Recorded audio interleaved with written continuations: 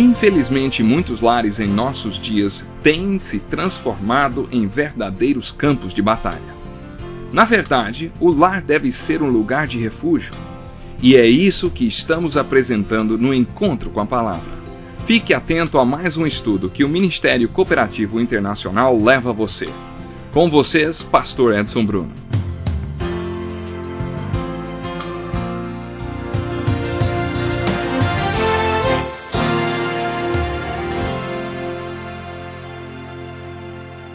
Bem-vindos a mais um Encontro com a Palavra. É uma felicidade muito grande podermos estar juntos.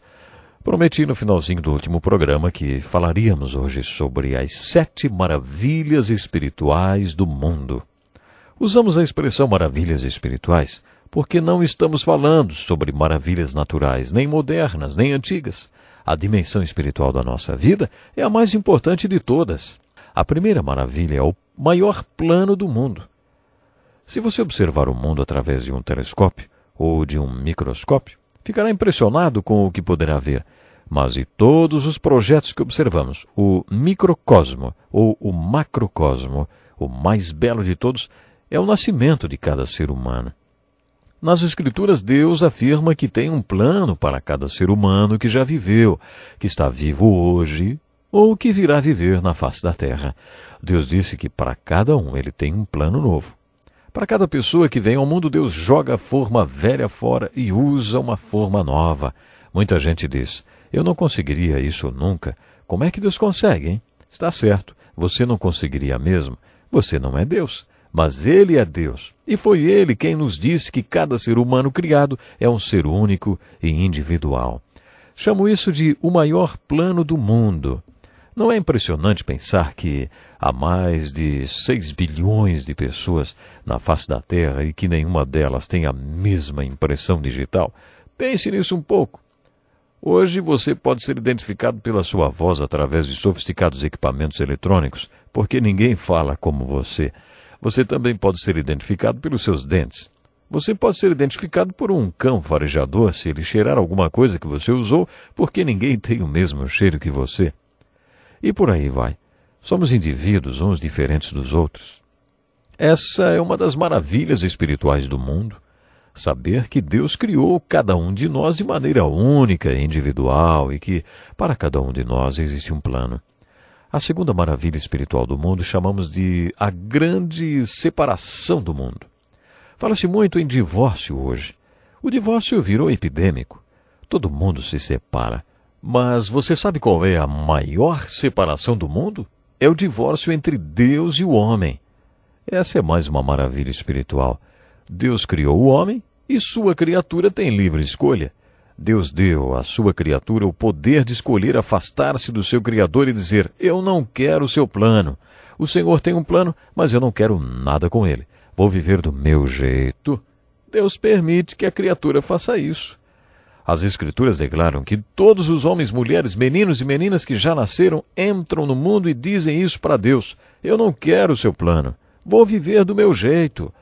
Eles se divorciam de Deus. E Deus permite que façam isso. Muito bem.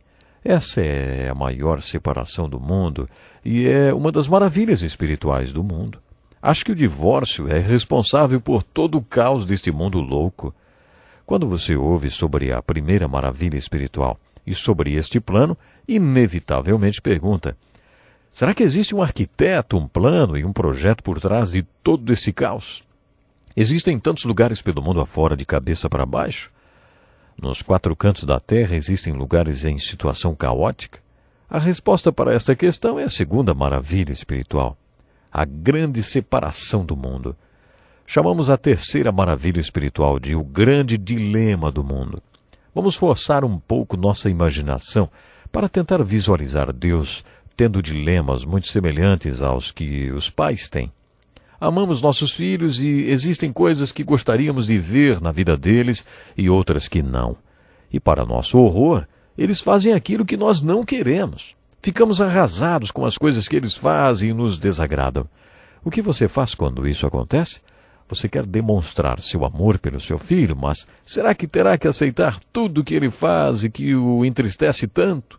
Você tem um senso de justiça, do que é certo e errado, mas muitas vezes nossos filhos agem como se não tivessem isso. Esse é um dilema pelo qual todo pai passa. De certa forma, Deus também passa por esse dilema.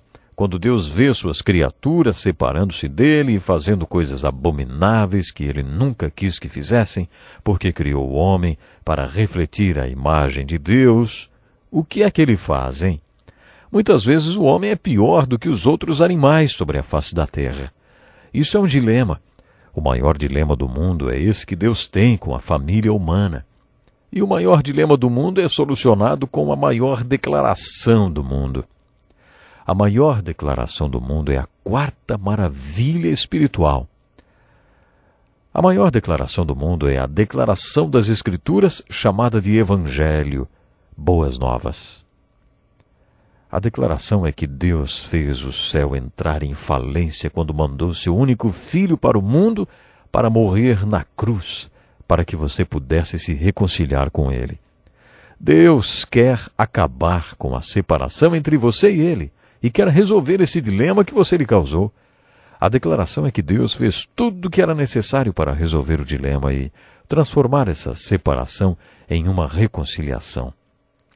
Quando você entender a maior declaração do mundo, principalmente se ouvi-la do próprio Jesus, vai perceber que a cruz de Jesus Cristo é uma das maravilhas espirituais do mundo. Foi na cruz que Jesus Cristo fez com que esse dilema fosse solucionado e a separação foi transformada em reconciliação. Isso leva à quinta maravilha espiritual, a maior decisão do mundo. Quando Jesus viveu neste mundo, passou a noite conversando com um rabino. E lá, pelo meio da noite, disse a este rabino chamado Nicodemos o seguinte: eu vou para a cruz. Tenho que ir para a cruz porque sou o único filho de Deus. Sou a única solução de Deus e a sua única esperança de existir um Salvador. Quando eu for levantado na cruz, se você crer nisso, não será condenado. Mas se não crer, será condenado. Com isso, Jesus passou a bola para nós. Quando Jesus falou para Nicodemos tudo aquilo que está descrito no capítulo 3 do Evangelho de João, era como se ele estivesse dizendo: eu vou fazer tudo o que é necessário para solucionar o dilema e transformar a separação em reconciliação. Mas só vai funcionar com o contrato que eu assinei com sangue se você assiná-lo com fé. E enquanto você não assinar, o resultado da morte na cruz não vai adiantar nada, porque a bola ainda vai estar com você. Você tem que crer. Isso faz da decisão de crer no que Jesus disse sobre si mesmo a maior decisão do mundo e uma das maravilhas espirituais. Sempre que falo sobre a quinta maravilha espiritual, as pessoas me perguntam: como você sabe que tomou esta decisão? Fica fácil de entender se buscarmos o significado da palavra crer no original grego da Bíblia. Crer no grego não é simplesmente uma atitude intelectual. Não basta simplesmente dizer: sim, eu creio nisso. Preste atenção nessa ilustração. Uma vez um homem esticou uma corda por cima de uma queda d'água muito forte. Ele atravessou a queda d'água se equilibrando em uma bicicleta sobre uma corda. As pessoas que viram aplaudiram e vibraram. Então ele disse: quantos de vocês acreditam que eu possa fazer isso levando alguém no guidão? Muitas pessoas levantaram a mão e ele disse para uma delas: então pode subir no guidão. E a pessoa reagiu: eu não. E o homem respondeu: então você não acredita? É esse o significado de crer no grego. Quer dizer que você crê que tudo é verdadeiro, que toda a declaração de Jesus é verdadeira. E você sabe que tomou a maior decisão do mundo quando responde afirmativamente às palavras de Jesus. Toda vez que alguém dizia que cria em Jesus, ele dizia duas palavras: siga-me. Muitas pessoas, depois que ouviam isso, entendiam que teriam que segui-lo e esquecer um monte de coisas com as quais estavam envolvidas, só que elas não queriam fazer isso. Por isso muitas desistiram, não creram de verdade. Mas uma minoria comprometida seguiu e descobriu que seguir em direção a Jesus era mais uma maravilha espiritual do mundo. Jesus propôs o seguinte: você me segue, essa é a sua parte. Eu faço você, essa é a minha parte. Você me segue. Eu faço você. Isso é comigo. Quando aquelas pessoas se comprometiam em seguir a Jesus, ele as transformava. Ele as transformou naquilo que ele queria que elas fossem.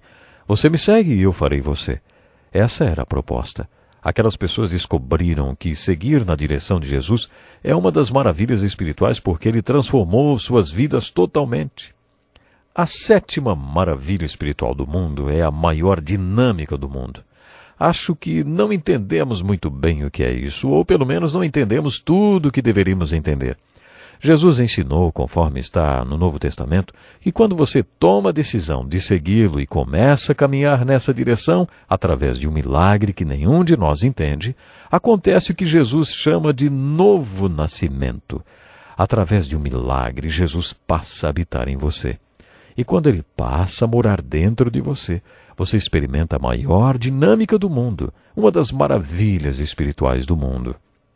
Uma vez, fui para um retiro e ouvi a seguinte história. Um jovem foi passar o verão em Bermudas e, antes de ir, embarcou o seu carro último tipo em um navio para que, quando chegasse lá, seu carro já estivesse chegado. Seu carro já estivesse lá. Só que quando ele chegou em Bermudas, descobriu que em toda a ilha o limite de velocidade era de 40 km por hora. O único outro meio de transporte que eles tinham era bicicletas motorizadas. Um dia, quando ele não aguentava mais dirigir atrás de um senhor que guiava sua bicicleta motorizada, ele mudou de marcha, acelerou, ultrapassou o homem e rapidamente chegou aos 80 km por hora. Logo o velhinho o alcançou com sua mobilete. Num reflexo, ele acelerou para 100 km por hora e lá veio o velhinho atrás dele. Ele acelerou mais uma vez e de novo foi alcançado pelo velhinho. Então ele tirou o pé do acelerador e parou na estrada. Lá veio o velhinho e parou logo atrás dele. Ele saiu do carro e foi falar com aquele homem que estava branco como um papel. — Que tipo de motor o senhor tem nessa mobilete, hein? E o velhinho respondeu: — Não é motor, não, senhor.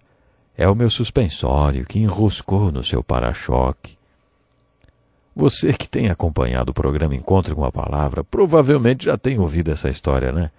A razão pela qual muitas pessoas não são constantes em sua vida cristã é porque seus suspensórios se enroscam no para-choque de alguém que tem um motor de 16 válvulas. Essas pessoas não têm seu próprio motor espiritual. Se você entender a 7ª maravilha espiritual, entenderá a dinâmica do novo nascimento. Até o nosso próximo programa. Que lição importantíssima.